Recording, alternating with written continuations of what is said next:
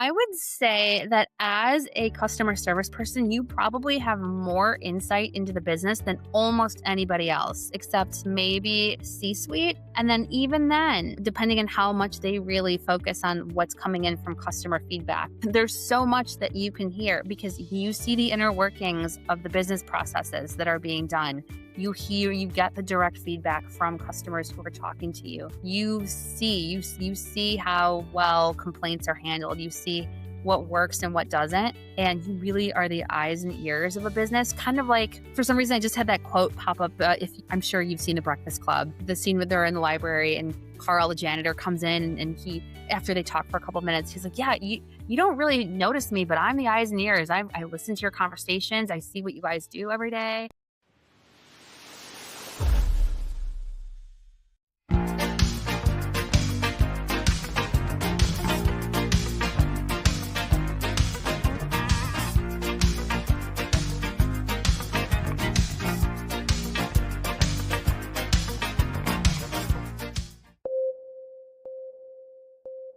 Hey, contact center, customer experience friends, welcome back to another episode of Contact Center Journeys.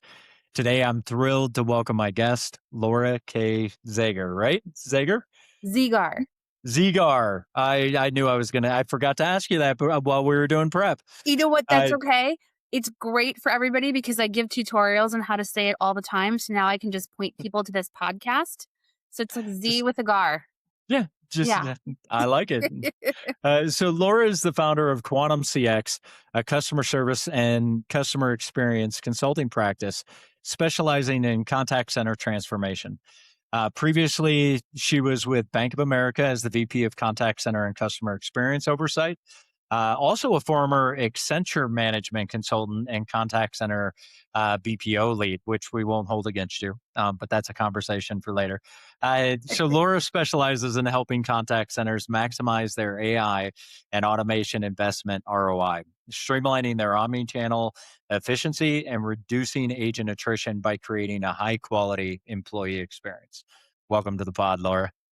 Thank you, Fred. It's great to be here. I appreciate you having me on. Absolutely.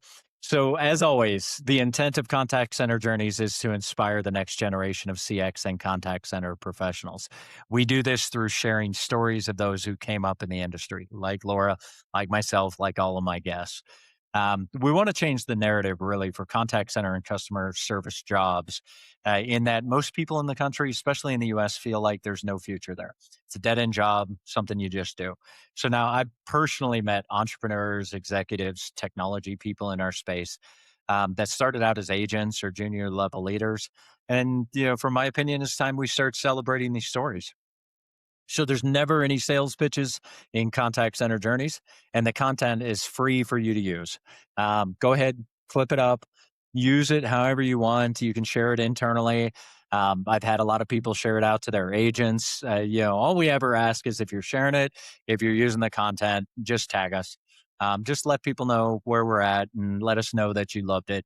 And make sure, of course, to subscribe and follow us all on YouTube and follow Laura on LinkedIn and, obviously.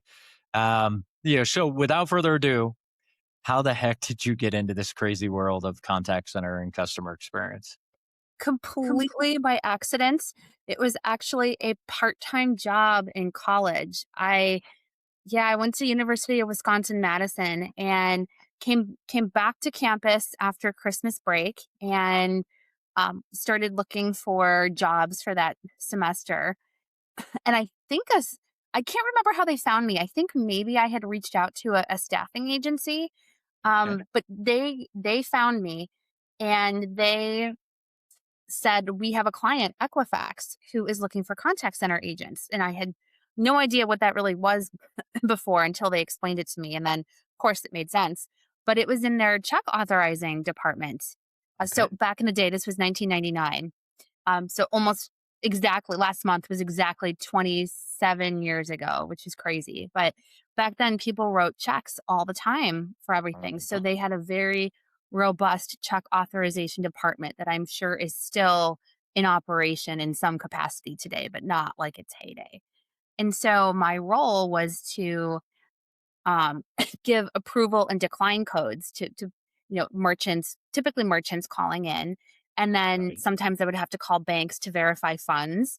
And then I Okay. would just, give the approval or decline based on all of that information that they gave me and that the bank gave me. And it was really, really interesting as far as the first contact center job.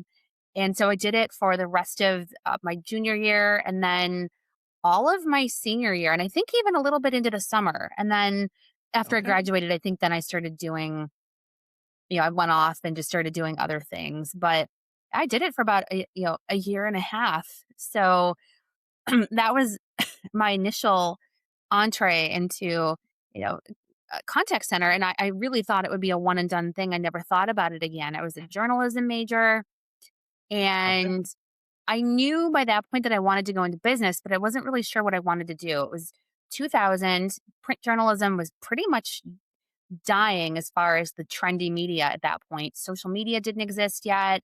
Blogging really didn't exist. The internet was still, it was the dot com days. So, Oh yeah. things were still pretty, like there may have been magazines or things that had their articles online, but not anything that really grabbed me. And I didn't get into it to do news editorial, like being a news reporter. I really wanted to be more of like a feature type writer. And so just that there wasn't really a clear path to that in 2000 anymore, because the new one hadn't been forged yet. And I'd also taken enough business classes that I was more interested in that. So what I did was I ended up taking a sales job at CDW Computers, but that also was inside sales. So it was also a contact center environment. So by accident, Right. still got into the contact center path yet again. And then after I left, I knew I didn't want to stay in sales long term, but because again, dot com days, technology was trendy. It was a great way to learn a lot of business skills. Great. So then I left and I wasn't sure what I wanted to do, except that I knew I wanted to be in management consulting at that point. Again, really didn't know what Okay. that path was going to look like. And then did the same thing. Actually, had another staffing firm contacted me, and they said, "Hey, well, we have this temporary position at Accenture in their HR services division.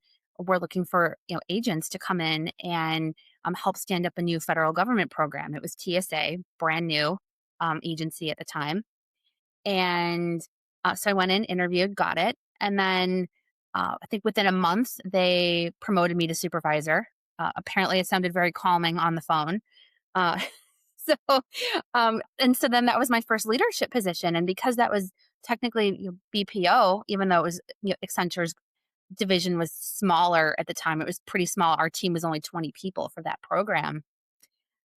And even Right. the whole division in Chicago was pretty small. So it was interesting because it was so small, I got to become very familiar with all of the different functions of contact center.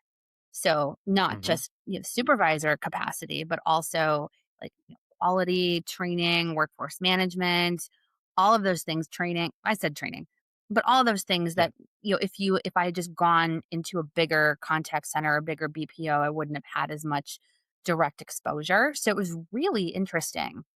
And Okay. of course it was a yes for me going in because I again Accenture management consulting and I said this is great. I'll do this until I figure out how to get into consulting and just Right. this will just I was 24, right? So at that point I still the career path was still early enough that I wasn't really tied to anything and they didn't necessarily have to pay me a ton of money. It's not like I'd been in the industry for a while. So Right. it was great. Like and and so I did that for about 4 years and really helped shape what that customer support looked like for the TSA program. And then I think it must have been if I remember right, I think it was a 4 or 5 year contract. And so 4 years. And so then at that point, no, actually, no, the contract was still going on. What happened was they decided to open up a full service BPO center, Accenture did in San Antonio. And obviously, I didn't want to move to Okay. San Antonio. I didn't want to move to the Washington, D.C. area to keep supporting that client. I am from Chicago. So, Chicago was my city for a very long time. So I had no plans to leave it. So then that's what really nudged me toward consulting because I started looking at other internal roles. and there happened to be openings for contact center transformations, and not even just customer service or customer experience, but specifically there was a whole group for contact center transformation, which I had no idea existed. And so I interviewed, I transferred over, I did that for 4 years. So it was my first almost decade of my career was at Accenture. Okay. And yeah, and so got to do a lot of interesting projects. Did by that point, then telecom was becoming a kind of an interesting thing because there were still a lot of smaller carriers, but Right. they become very similar to banks in the sense that they both had the same problem of, and they still do, of customers will shop around, they'll churn. So it's a very big thing. If they don't like one, they'll switch. And Yeah. so that was a very interesting time. I did some healthcare projects. What else? Yeah, I think it was largely healthcare and telecom that I did there, but obviously Okay. learned a lot from that. And then I left to go into industry and spent a short amount of time at US Cellular, Okay. in their strategic customer service organization. So again, great example of a smaller carrier that is now part of T-Mobile. But at the Yeah. time, they were, I think, the sixth largest wireless carrier, maybe fifth. I can't remember. But they were actually pretty large at the time, Yeah. compared, just under the big four. And so that was really interesting. And then, but I just did that for a couple of years, and then I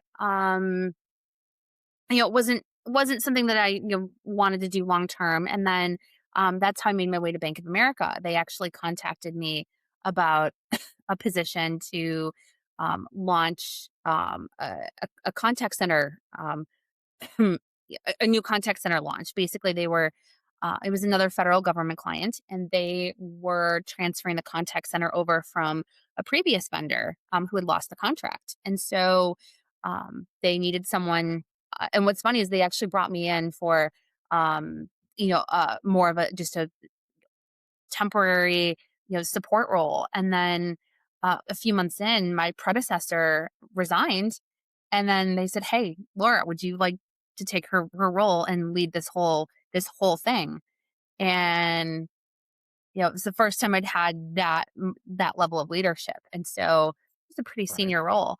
And so at first it's like, okay, sure. And you know, so it's obviously it was a lot of growing at first, where definitely I was ready for it, but just settling into it took a little while. And then it was so interesting. And again, I can't mention the name of the client, but it was really, really interesting in working with the BPO vendor, with the two government clients that we had, and then all of the internal bank teams, and then just the other vendor teams that were involved. It was a you know, whole operation. And yeah, I was, so being that contact center oversight person, I was in charge of all of that. So really, um, you know, pretty senior leadership required for that. So it was just really interesting. Learned so much about contact centers that I already knew a lot, but by that point, when you Right. have oversight at that level, you have to get really, really good. So I did that until last year, and we handed that contract off to another bank. So we exited that program. And then at that point, I I had already had the plan to go into business for myself. I wasn't quite sure how that was going to look, but Yeah. I had done a lot of personal development during my time at Bank of America, and learned a lot of different coaching methodologies. That also I really like things like energy healing, subconscious reprogramming. So a lot of mindset, neuroscience type things. And so and I thought, oh, I'll take this and I'll do executive coaching. I'll take it back to corporate that way somehow. Maybe I'll support people doing career coaching.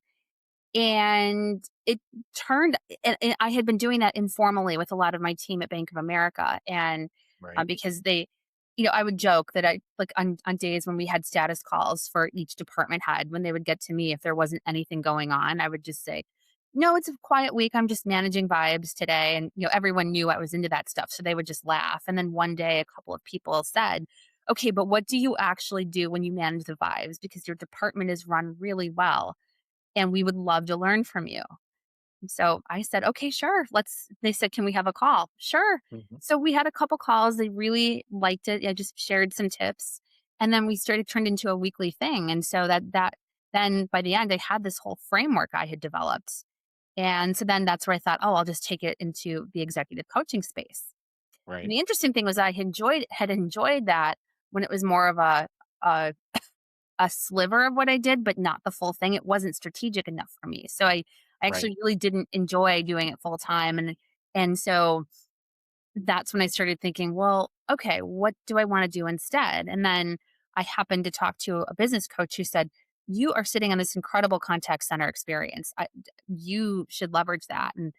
And then suddenly it clicked. I could take a lot of that framework I had developed and apply it Mhm. to contact centers and customer service because so much of that customer service, customer experience is, emotional intelligence, you know, the energetics of it and business in general is that way too. It's just people don't really realize it unless you talk about it in those specific terms. And so um, Right.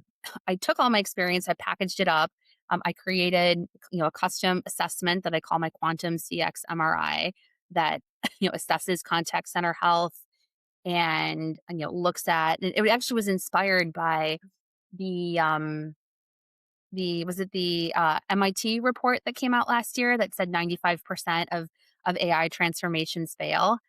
Yeah. And so it inspired me to say, well, what if I use my methodology to help be able to predict better why something would fail on which level? And we can get into that more in a few minutes here, but to just finish the journey piece. So I created that, and then just created a whole framework, and then went to work with that business coach, and packaged up a few, you know, honed in on a few problem areas that I felt like I could solve and that I had experience in, and Mhm. or that just were very clear to me as how would I address this for companies, and Right. package that up. I launched in December, and just have started having conversations and making more consulting connections, which is how we um, are now connected. And then, yeah, and then just landed a big long term client for contact center transformation. So it's a very exciting time. It's happening very quickly. And I just, I love it because I get to combine my strategy and all of the energetics into something that actually makes sense. And if my brain is very 50-50. It's 50% logic and 50% intuition. And if I use Mhm. too much of one side and not enough of the other, things get twitchy, and so this is the perfect blend for me. It's really, really fun. That's So awesome. so that's how we're here. So Is so let me take a step back though for the audience. I mean, you ran through a lot. I mean, you went from 1999 to today I in know. what, maybe 20 minutes, let's call it. So not even actually closer to 15. So you were an agent, as many of us started. Many of the people I know, you started on the phones. Your first supervisor job, you had about 20, you said, that reported directly. Yeah, I think we had 2 teams of 10, but, Okay. technically, yeah, it was technically 20 people. Yeah. Okay. So you went from nothing to 20. That was your first Mhm, leadership mhm. exposure. Then from supervisor, you went to Accenture, where did you have direct reports when you first joined there, or did it take a little time? Or wait a second, am I mixing up? No, you got Help it right. me. You got it Okay. right. Yeah, and that was interesting because most of my roles there were more, solo contributor. I Okay. it was, Accenture is very much an up or out culture, and the Yeah. big thing for me was that the travel was really starting to not be optimal for me, and so I left before I would get to a point where I really had to manage a lot of direct reports within the Accenture team. But Okay. I also had a lot of indirect oversight too, which was similar to my role at Bank of America, where I had indirect oversight to a team of 300, but I Okay. didn't have to manage anybody's day to day. Like, oh, you are at the bank reporting directly to me. Well, like, we could have created it that way, but with the way that it was set up, it worked out really well that it wasn't required. Awesome. Yeah. So, but you went through that whole cycle of, I mean, literally, you agent, supervisor, coaching, mentoring others, and then getting involved on a strategic level at a Bank of America, right? Well, and US Cellular, so those are pretty big, evolutions in a short period of time.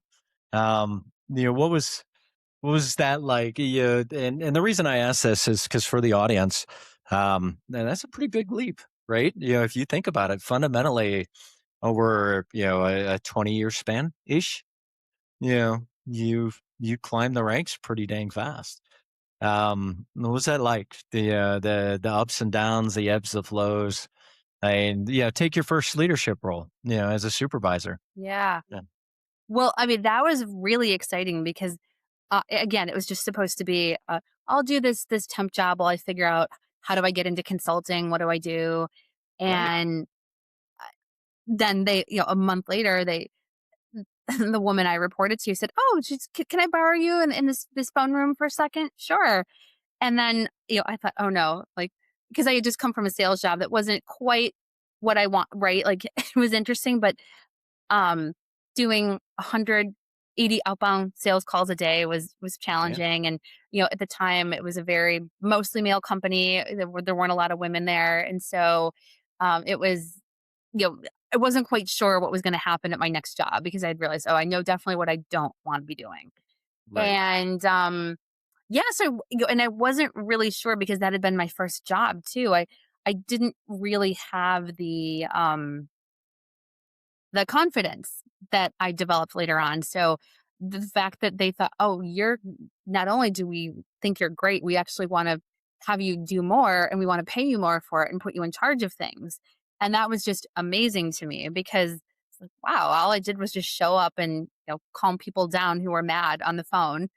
Right. And, but so that was actually really exciting to just have a very innate talent get recognized when all I was really doing was just, "Oh, this is just my temporary thing that I'm doing while I figure out my next big thing that I wanna do." And what's actually was really funny about that too is that I had said so my dad, spent most of his career in finance, and he at the time, he Okay. was writing, he also was very much, not a journalism major or anything, but, a great writer, wrote an outdoor column and so, long story short, sometimes we would write columns together.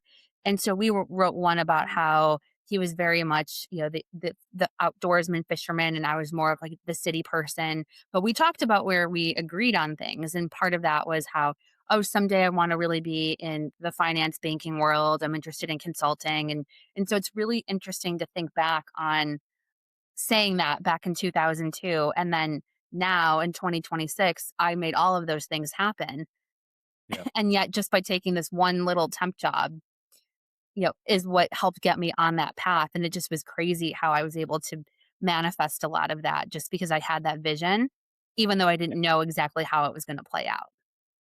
Yeah, it's such a fascinating. I mean, that's what I love about this space, right? The practice of contact center and customer experience. I mean, what I find is high EQ people have a tendency to just boil up to the top in this. You don't have to be the most educated or the smartest in the world, but if you've got that ability to understand humans and that emotional intelligence and the capability of motivate and build, and it just seems like there's a lot of us in this space, which is again, the whole reason we do this, right? Hopefully, the next generation sees those same opportunities that we do. Um, so what is it? The call center MBA program. It still holds true today. I mean, I know mid 20s, late 20s that have 100 indirect and a couple of direct reports, Mhm. and they're running KPI management and HR issues that most people will never understand because they've got that many people under them, or they work around or impact or influence hundreds of people in an organization. That's why I love this space. It's the only place where you can truly be in the mailroom to this day and work your way up to the top. It really is so many. I mean, so many things either you need to have a specific degree for, you have to plan to go into it. And then, of course, we talk about how, some entry level jobs may change or just get, become not as entry level with emerging technology. And still think that entry point is going to be there. It's just going to look different. But it's one of those that if you have those basic skills, like you talked about, those innate skills, and Mhm. you just know how to learn what you need to learn, like, we're always going to need people who know how to talk to other people. That's not going Always. away. Yeah.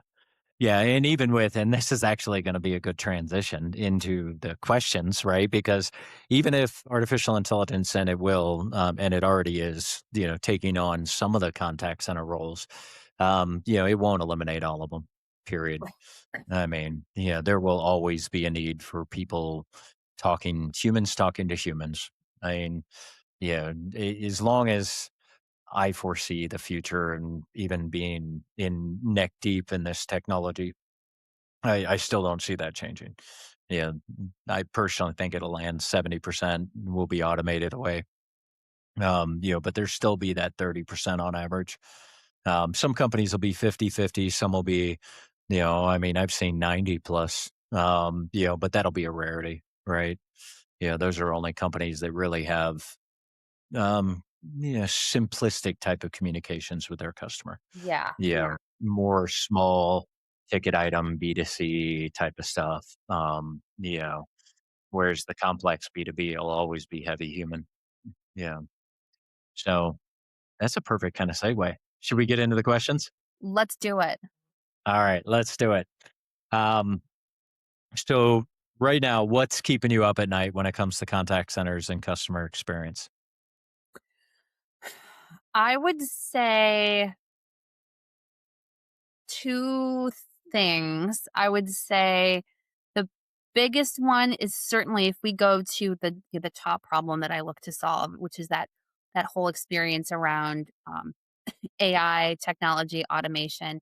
So many companies don't know how to do it the right way, and it's it's not necessarily that they're not smart, intelligent, well-meaning companies. It's that one, there's not really an established framework for this. AI has exploded so much in the past couple of years, and everyone's trying to keep up and cut costs. And I think it's very easy, to take a solution and say, "Oh, great, I'll put this in. It'll fix my issue. It'll fix my pain point." And a lot of times it can just amplify what's already not working. And there's so much that it for the fact that it's such a big technology change, there's so many non-technical factors that go into it that so many Absolutely. companies don't have nailed. And that is true of business transformations in general, but especially true for AI because it's just so shiny that people, forget, right? And so they forget that those normal steps because it's like, oh, we just want to put this in. Yeah. And so if you don't have the right, if you don't have, in the case of, AI and automation specifically, if you don't have the right um, process flows in place where you've got, clear, clean processes, clean workflows where things are already working really well in Hmm. whatever, manual, analog, human capacity they're operating in today. You know, that's a big area that gets missed. Oh Obviously, yeah. how clean is your data, right? Do you have one clean data source that allows you to get, consistent results back? But then the biggest piece, of course, is change management. And there's a couple components there. Obviously, how are you setting your organization up for success, but also what is again, going back to what I said previously, what is the leadership mentality behind why are we doing this in the first place? Is it to really quickly fix a problem? Or is it to Hmm. truly optimize the experience and do it in a very thoughtful and intentional way rather than something that's more rushed?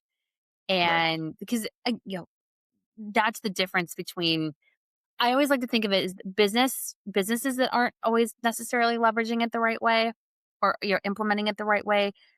It's similar to if you see the maybe individual users of ChatGPT or Claude where they're not really putting in a lot of prompts, they're not really, figuring out how do I set this up so that when I'm asking for my output, I've done it in a way that's very Yeah. thoughtful and intentional and it has the information to be able to give me back something that is very useful and specific to me and my situation that I'm asking about, or that I'm whatever it is I'm trying to create. It's that same problem on a much larger scale with Mhm. companies, and it's just really helping them figure out, how do you do this in a way that you're not asking technology to come back with something generic for you when it doesn't know enough about you and you haven't optimized everything. And so it's really the difference between, again, that, generic solution versus I'm being very thoughtful about optimizing something that already works well. And because I've now figured out how to optimize it, now it's just a really incredible customer experience that was already a good one.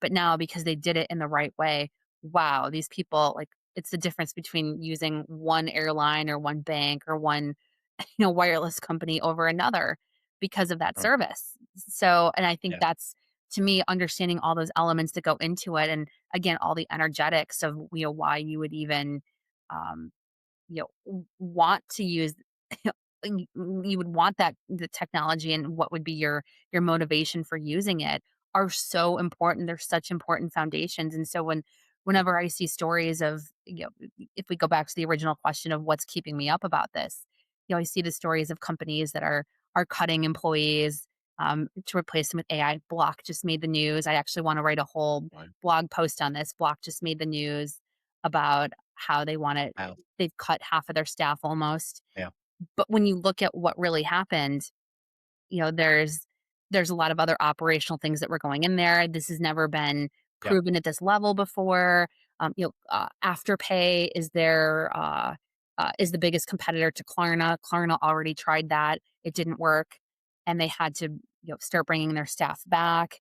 And so I can already tell. I actually even ran my assessment on what's publicly available about Block, and it came back saying definitely not going to be successful the way it is today. So I yeah, see that and I just think, no, there's so many things happening here that could prevent this from happening. yeah. And so that's the biggest one that keeps me up. Yeah, it's a fascinating one, right? Because if you go back to the primary dynamics of it, right? Take Block, for example. What did their stock do the day he announced that? Like Exploded. 10 points, I think, Yeah. on a publicly traded company to have a 10-point swing. That's pretty damn good, right? The board and a lot of people were really happy about that announcement. But if you take that back to the contact center later, right? I mean, we all as executives have fiduciary responsibilities, right? We have to do the next right thing for the organization as a whole. There's a thoughtful way and a right way to do it, and there's another way. And, people have to make their choices, but they have to do it. I mean, we're in a world now where I tell people all the time, you don't want to die on this hill fighting against artificial intelligence because you will lose. It is coming whether you like it or not. The Mhm. question is, are you going to do it the right way? Which personally, my company, not to talk our book, but both of us, we help companies do it well and do it the right way. Go find somebody that will do it with you. That will partner with you and help you make the right choices and work through. People fail to realize there's thousands of suppliers in the market today, and all of them have the next shiny best AI ever. And most buyers, when you're running a contact center, or a customer experience practice, you're putting out fires all day. You're not looking at technology. You're not looking at processes. You're within the forest, right? It's hard to Right. see the trees. Um, it adds the value, but you have to do something. I mean, no matter what, you can't just sit back on your hands. And that's obvious. By the latest Gartner, I don't know if you've seen some of the latest data, but like 91% have deployed artificial intelligence already. Yes. We've never seen an adoption cycle like this. Never. In my 30 years in this space, I mean, that's insane. Considering, you know, November of 22 wasn't that long ago. It was not. And just the way that the world has embraced it, period. I remember when ChatGPT was suddenly, like, available for download. Because at the time I was just, I was preparing to figure out how was I going to move from Chicago to LA. And so I happened to be in LA for that 5-week period. And um, all anybody was talking about that whole time was ChatGPT. So that's why I remember it so clearly. And it was like, if you think of I think of the world like before and after the pandemic. I also think of the world before and after AI because it was that clear of a delineation between before and after. And then people just started using it immediately. Yeah. And the adoption rate was crazy, like you said. Yeah, yeah, it's insane. And I mean, it's not like this is new technology. I tried to bring a supervised learning based chatbot to market almost 14 years ago. This is not new tech, right? It's the new technology is really the 17, 18 transformer, memo from Google, which then drove all the change to make GPT possible, and building, the whole concept of large language models. But nonetheless, um, the it's a challenge for any company of any size. Yeah, but it's rightfully so. It should keep you up at night, because I mean we've seen case after case. Yeah, deployments, POCs that fail, full on product acquisitions that fail. I think there was who was it? Was it another Gartner article that said something like, yeah, they expect by the end of 2007 that over, I think it was closer to 60% of all Gen AI projects were going to be scrapped because of the Mhm, lack of a return on investment. mhm, But I think that's one thing that's always confusing. People hear Gen AI, and they just lump it all in together. Like the one you use, the 95% of all, it was actually, the article was, or the research was, generative AI would fail, or generative AI projects failed. But further down in the article, or the data was, point solutions were actually 2/3 of the time succeeding. Dedicated AI solutions to specific solves. mhm, So there's all kinds of. I mean, Klarna is another example, right? They launched. They said we're laying off a bunch of people, which they did. The conversational bots took over a bunch of the conversations, which it did. Then they had to start rehiring. The press got a hold of it, but the CEO came out in a very small reprint saying, "Oh, by the way, you know, Gen AIs, our AI tools are still working at capacity and then some. We just have to hire more for volume." Now, whether that was, you know, C level speak or not, that, yeah, but the bottom line is, we hear all these stories and these different data points, but for us in this practice, I mean, we just get to see it firsthand in customers, deploying, customers testing, and that's really the proof in the pudding. And we continue to see the POCs fail because companies aren't ready. They're just not doing the work. Agreed. And this brings up thank you for bringing Klarna up again because that brings me to a point that it also really depends on the type of business you have, and you alluded to this earlier as far as, like, the type of use case, but when you Yeah. think of the core use cases of Klarna and Afterpay, it's people who are not paying in full because if they would, maybe they either wanna save their money for longer or they don't have it, so they're paying over time, and if that goes wrong, either their money's not there when it's Mhm. supposed to be, or they don't get approved for whatever, or something goes wrong, money is that type of issue that people are going to get upset about very easily. Yeah. Coming from the financial services world, people get upset about I mean, you don't even have to be from that world to know, people get very, very emotional about money. And Of so, course. but when you're in that type of use case where somebody is trying to figure out how do I get something and pay for it in a way that feels sustainable to me, and now this suddenly isn't working, Yeah. then someone's going to be very upset. And you can have the best technology in the world, but you're not going to be able to replace that with without using a human who knows how Yep. to talk to another human to say, I completely get it. And that's where they can add sometimes, we all know, right? The great contact center agents know how to maybe add in a little personal story. Yes, you know what? I had this happen to me once too. It's terrible. I'm so sorry this happened to you. Uh, uh, Yeah. you can't train even the best AI to make up a story like that someone's going to know is true. And you can and just give you that authentic connection and be able to say, let me make sure that I help you with this. And so that's a great example of something that, it's the wrong use case to go that AI heavy. Mm. You know what's fascinating to me? I don't know if you've ever been involved, and you've been around enough banks, the debt collections market, right? So the reason I bring this up is you're talking about money, right? And it's absolutely true. When somebody's calling a company, meaning if I call my bank, and I just had to do this, to notify them of a potential fraud, I had to actually talk to a human, right? And I wanted to talk to a human, but in debt collections, statistically, they've shown that AI has been able to do a better job, and there's some theories around, humans no longer feeling the shame of the situation of being in debt and actually more freely talking to the AI, about what they really can or can't do. And, it collects better at a percentage wise. And this is not new data. This is actually, I think it was about 10 years ago in the debt collections market, a product like this had Yeah. launched. But it was all logic based, right? Back then, we didn't have generative, right? We didn't have conversational.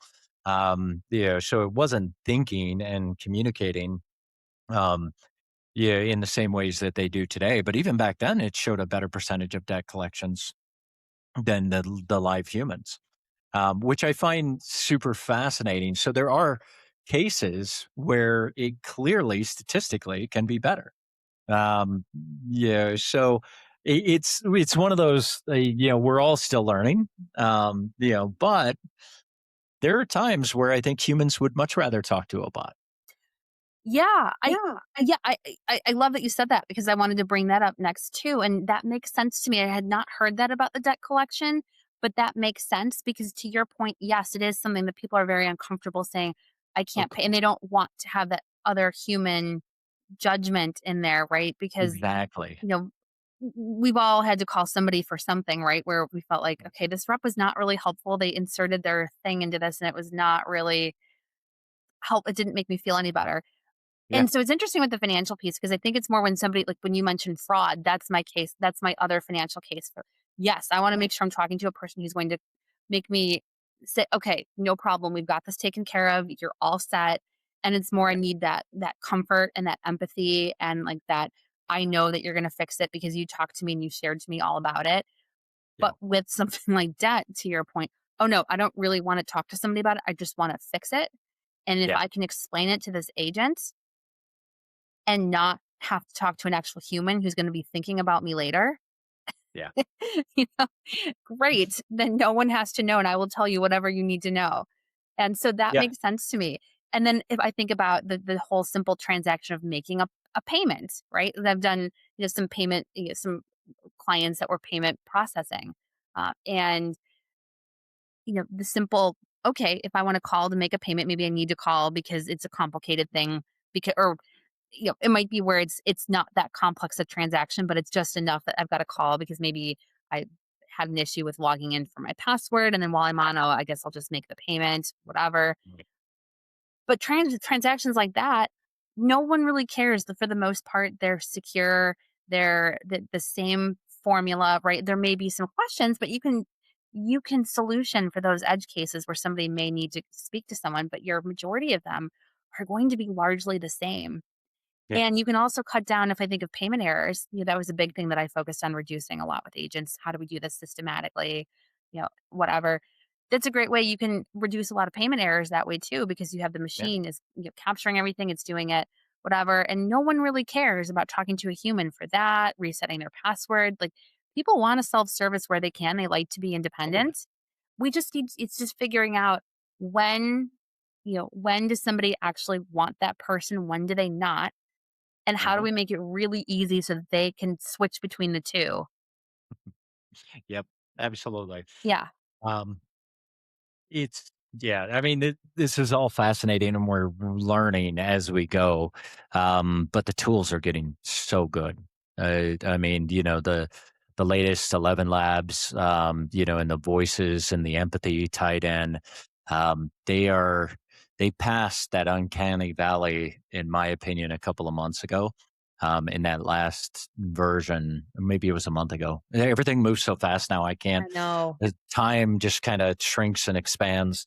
But nonetheless, I mean, it's amazing how fast this stuff is moving. So I want you to go into your crystal ball, and give me 5 years out.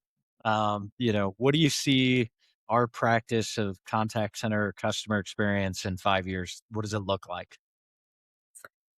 Definitely the the biggest thing is having those agents, whatever percentage we fall at for whatever that particular company's use case is, right? You've got agents who are really smart at knowing how to leverage all of these different AI tools internally. So, and know that this already happens to a smaller degree, but you've got agents who are managing chat conversations and they can see, 4 out of the 5 are going well. They're flagged as green, no issues. But oh, this fifth one, this person is starting to become like yellow or red. They're upset about something. So I'm going to jump in and now I'm not wasting my time on the routine payments or debt collection calls. I'm getting down to like the one case of somebody who had questions that like, oh no, I want to speak to a human. I have a very unique situation, or I'm very upset, whatever.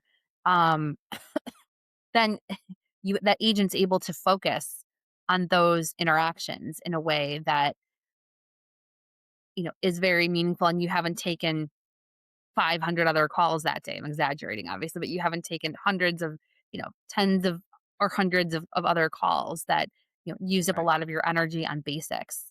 And so you can have those agents be really specialized and really like obviously great at just managing. So like, I think really where I see the career path for these agents, which is one of the reasons I um, chose the agent attrition as another issue, is there's a really big career path people are not thinking about for agents, which is one, not only how do we train them on just on the AI technology that's in front of them for their job today, but how do we get them thinking like customer experience experts where they have another career path. So there's the traditional contact center path. I always like to think there's also a path. What can you do with that client they're serving, where you teach them the industry piece, right? And then they can always potentially take industry skills either to that client or into the industry somewhere else. But then this third one, which is how do I become an in house AI customer service expert where I can start to weigh in and help design these solutions. So maybe I'm an agent and a supervisor, but then because I received special training and I know all about AI and I know how it works in business and contact centers, I get to move up into a special, development track, a special department where they take people like me who are on the front lines, who talked to people. We know what works with the technology, we know what doesn't, we know where the pain points are because people tell them about us every day, and so then we become the experts who are able to design that. You take someone like that, they're going to create a much more meaningful customer experience because they know what those people need as Yeah. opposed to somebody who either hasn't studied it or is just guessing, right? And so, if I think of my role coming in as a consultant, I would say, great, let me talk to these agents. I want to hear like what they say. And, not just the business cases we're looking at. I also want to see what are they going to tell me? Yeah. As far as what those problems are. And so create that career path for them. And so when people say AI is going to take jobs away, well, sure, some of it's going to eliminate the old ones. No, I don't think there's anybody thinks that. You think about the calculator. Nobody says, "Oh, the best companies still add up everything by hand with math." Like with Yeah. a pencil. Like, no, if you're doing that, we should probably not do business because there are going to be some errors in there somewhere. Excuse me. Um, and so you think of it as these agents then have a whole new path where like, yes, like they start to become like the customer service, technology experts. And think about that. When you think about how much that also goes into business strategy and just understanding that you can actually become a pretty senior person by doing that if you understand all of the components that go into creating that right customer solution. So you train somebody to start thinking like that early in their career, they can go all over after that. Oh, yeah. I mean, we're perfect examples, right? Yeah, I mean, every one Exactly. of my guests, go back and watch any of the, past journeys. I mean, I went into software. I went from agent to leadership into software. And that skill set of being an agent, of being a trainer, of being, a director, VP, um, served me so well in software. It's very true. Every industrial revolution creates all kinds of jobs, right? I always like the reference. Computers used to be a bunch of humans computing information in a room, right? Hmm. Yeah. Then all of a sudden, they became the people typing. The computers became the hardware.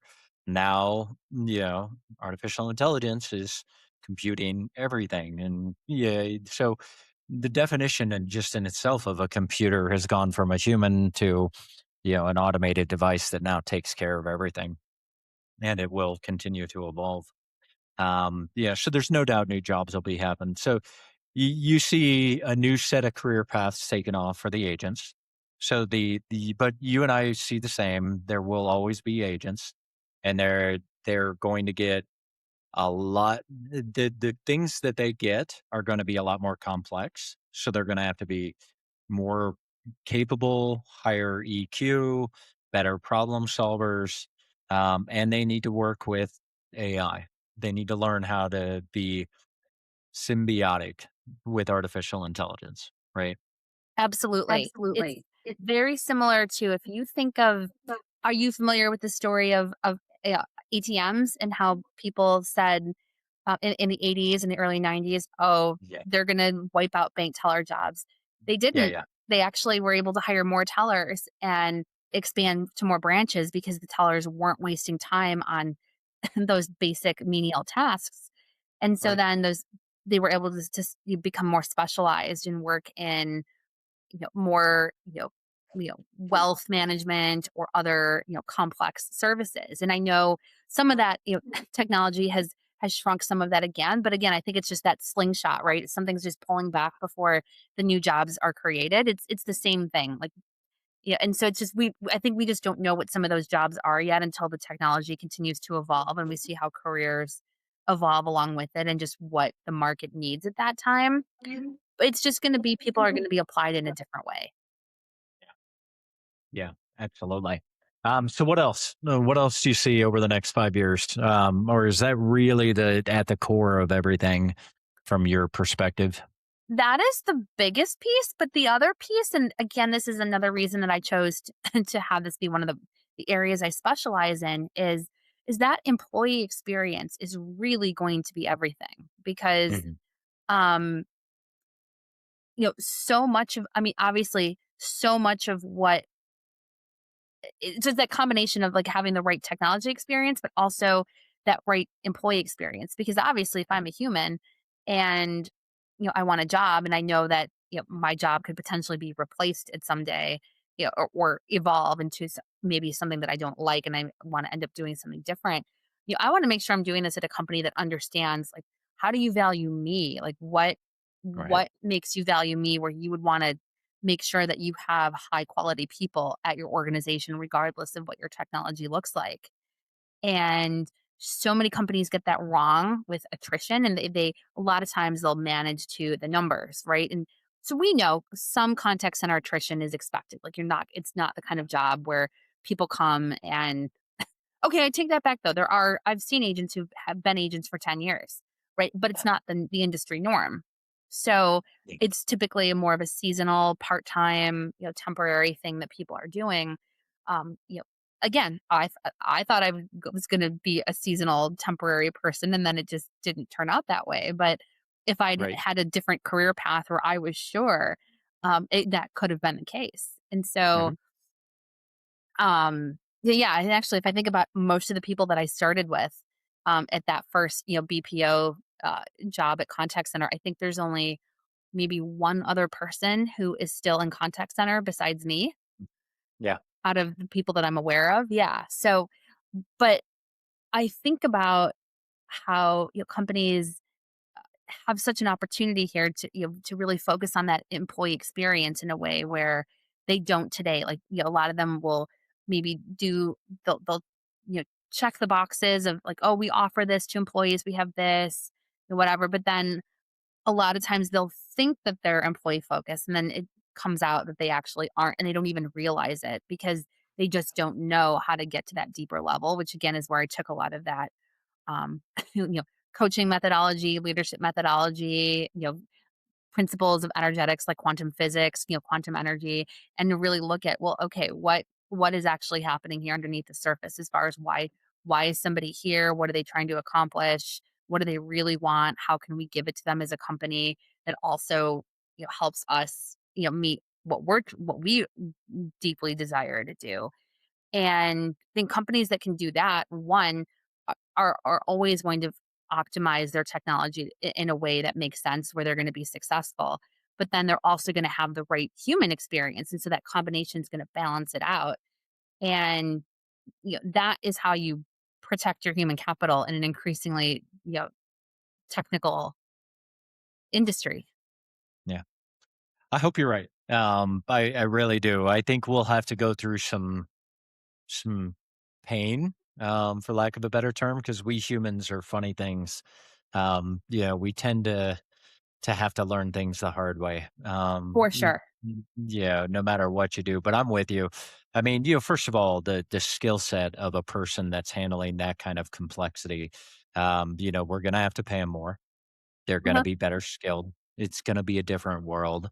So those people that can, kind of rise up through that, they're gonna be exceptionally valuable, and you just gotta change the way, you manage accordingly. The employee experience is gonna be essential. I agree. I just, fundamentally, when it all comes down to it, we're still human and we're terrible. Oh yeah. We just don't learn our lessons well. It's definitely not a thing that people are leading with right now in the sense of, like, they know it's a problem, but right now they think, "Well, I can fix it with AI. I can fix it with Yeah. technology." And in 5 years, they'll realize that is not true, but definitely there will be a lot to clean up. So I actually feel like I'm very early on with the attrition piece, because I approach it in a different way, and so not many people approach it that way. They're just trying to figure out how do we just make sure you're meeting your SLAs and you're making your budget, whatever. And but I think, especially if you are one of these companies that laid people off for Yeah. technology and then 6 months, a year later, you're trying to hire people back, you better have a really compelling value proposition to either bring your former employees back that you laid off or to attract new people who are going to do the research and find out that, they will go on Glassdoor or talk to their friends and say, "Oh, well, this is what I heard." So it's it's going to become essential because otherwise people are going to say, "Well, I'm not going to work for you when this other company is gonna handle me a different way, and they're gonna pay me more, and I have a career path where I can actually go and do something after this." So, Yeah. I agree, it's gonna be a lesson learned, not a, "Oh, we see the iceberg, and we're gonna turn the ship in time." Right. Yeah. Yeah. Absolutely. So if you were going to give, as you know, I mean, we're trying to inspire the next generation. So if you're going to give the next generation somebody that just started as an agent, maybe as a supervisor, if you were going to give them advice, or even your younger self, what would you tell yourself when you were just getting into this space? I would say that as a customer service person, you probably have more insight into the business than almost anybody else, except Mm. maybe C-suite. And then even then, depending on how much they really focus on what's coming in from customer feedback, there's so much that you can hear because you see the inner workings of the business processes that are being done. You get the direct feedback from customers who are talking to you. You see how well complaints are handled. You see what works and what doesn't, and you really are the eyes and ears of a business. Kind of like, I for some reason, I just had that quote pop up. If you, I'm sure you've seen The Breakfast Club, and the scene where they're in the library and Carl, the janitor, comes in and he after they talk for a couple minutes, he's like, "Yeah, you don't really notice me, but I'm the eyes and ears. I listen to your conversations. I see what you guys do every day." And obviously, he makes it sound a little more like, oh, not as friendly, right? But Yeah. um, I think of like the contact center agents, like they see so much inside and out. They see how employees are treated. They can tell you so much about a company. And if you teach agents that, and that the fact that they're getting so much business intel that they can use either just at the company they're at, a competitor, whatever industry they want to go into, you can learn so much from being an agent about a company. And you just have to, and so even if you think that's just your part-time job, and maybe it is, right? It's just your temporary part-time job. There's so much you can learn about a business that you can take elsewhere. Yeah. Yeah. I appreciate that. It goes back to, I mean, in the end, there's no other place that you can be early in your career and lead people at such scale, and learn so much. I'm sure you had this experience too. I mean, you learn management at Mhm. scale. You're forced to, right? You learn, employee relations, human resources, management, and KPIs, and balancing. If you do it well and you have the right mentors, balancing the human and the actual data side, together. And yeah, um, yeah, always learn. Yeah. It's Definitely. it's just so fascinating because yeah, I think, and I always think the companies that are successful have the ones where if you email the CEO, somebody gets back to you, even if it's not them directly. Someone from their team gets back to you quickly to say, "We are going to solve this problem." Yeah. Most likely that organization probably is focused enough on customers that you know, and some of it may be too, depending on the industry. And well, you're just trying to avoid a regulation or like a regulatory or some type of escalation that wouldn't be pleasant for the business, but more often than not, if so, if especially if it's a private company, or let me say, not like a government entity or something, right? If it's like just a regular company that doesn't necessarily have to, like, wouldn't really have any repercussions beyond whatever would happen directly with them and their customers, and they're choosing to do that. I always think that says a lot about how Yeah. they appreciate their customer feedback, and that the fact that they take it seriously enough, because we've all emailed somebody high up that at a company that's never gotten back to us. Yeah. And, Yeah. we've all heard on the IVR message, your call is very important to us. And then an hour later, we get somebody who doesn't really want to help. Yeah. And, we escalate and that person doesn't help either. And then you realize it's a systemic thing at the company. So we've all seen. Oh yeah. Yeah. Yeah. Absolutely. Awesome. So who's do you have anybody you'd love to see share their journey on here? Somebody you bumped into in the industry? Um, Anybody you would recommend that you'd love to hear about their journey? Hmm. There this is interesting. There is I'm